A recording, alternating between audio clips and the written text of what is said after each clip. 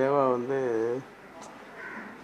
எல்லாரையும் அரவணைச்சு அவங்க குடும்பத்தில் இருக்கிற அத்தனை பேரையும் அரவணைச்சு அதை அந்த மியூசிக்கில் கொண்டு வந்து அது அவர் பெரிய ஆள் ஆகும்போது எல்லாரையும் கூட வச்சுக்கிட்டு பண்ணார்.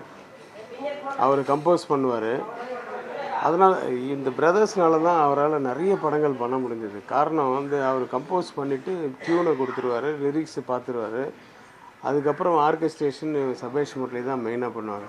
ஆனால் உள்ளே வாசிக்கிறதுல பார்த்திங்கன்னா சிவா, நம்ம சம்பத்து, எல்லாம் இவங்கெல்லாம் பிரதர்ஸு. அதுக்கப்புறம் வந்து ஸ்ரீகாந்த் தேவா, இவங்கெல்லாம் தேவாவோட சன், இவங்கெல்லாம் வந்து அந்த ஆர்கெஸ்ட்ரேஷனில் இருப்பாங்க.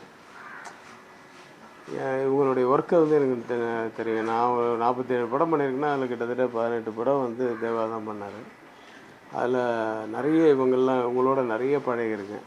அபய்ஷன் மிகிலேருந்து பஞ்சதந்திரத்துலேருந்து நிறைய படங்கள். சார் அந்த சீசனில் அதுக்கப்புறம் இவங்களுடைய ஒர்க்கை பார்த்துட்டு இப்போ நான் இன்ட்ரடியூஸ் பண்ணுறேன்ப்பான்னு சொல்லிகிட்டே இருந்தேன். ஒரு சான்ஸ் கிடைக்கும்போது சமுத்திரமில் தான் சபேஷ் முரளியை வந்து நான் தேவாகிட்ட சொல்லிட்டு தான் செஞ்சேன். ஐயோ நல்லா செய்யுங்கண்ணா, அவங்களும் வரணும் நல்லா மியூசிக் டேரக்டரில் அப்படின்னாரு. ஸோ சபேஷ் முரளி வந்து சமுத்திரம் படத்தில், அந்த படத்துலேயே நிறைய அனுபவங்கள், நிறைய மறக்க முடியாத நினைவுகள்.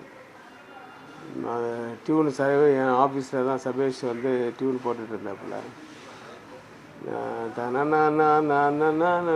நான் சொன்னேன், தேவாவின் அன்பு தம்பியே அப்படின்னு இருக்குன்னு சொன்னேன். அந்த மாதிரி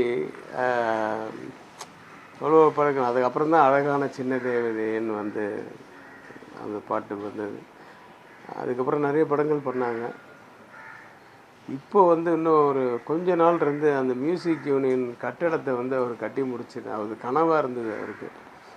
சபேஷுக்கு வந்து அந்த மியூசிக் யூனியன் தலைவர் ஆனதுக்கப்புறம் கங்கை மரன் சார், அப்புறம் தம்பி முரளி தான் செக்ரட்டரி. ஸோ இவங்கெல்லாம் வச்சுக்கிட்டு எல்லா மியூசிக் டைரக்டர்ஸ்கிட்டையும், இளையராஜா சார், கங்கை ஏஆர் ரஹ்மான் எல்லாருக்கிட்டையுமே பேசி எல்லாரையும் வச்சு ஒரு ஃபங்க்ஷன் பண்ணி அதில் வர அந்த பணத்தை வந்து, ஏன்னா மியூசிக் யூனியன்ன்றது தான் வந்து அத்தனை பெப்சியில் இருக்க அத்தனை யூனியனுக்குமே பெரிய கட்டடமாக இருக்குது.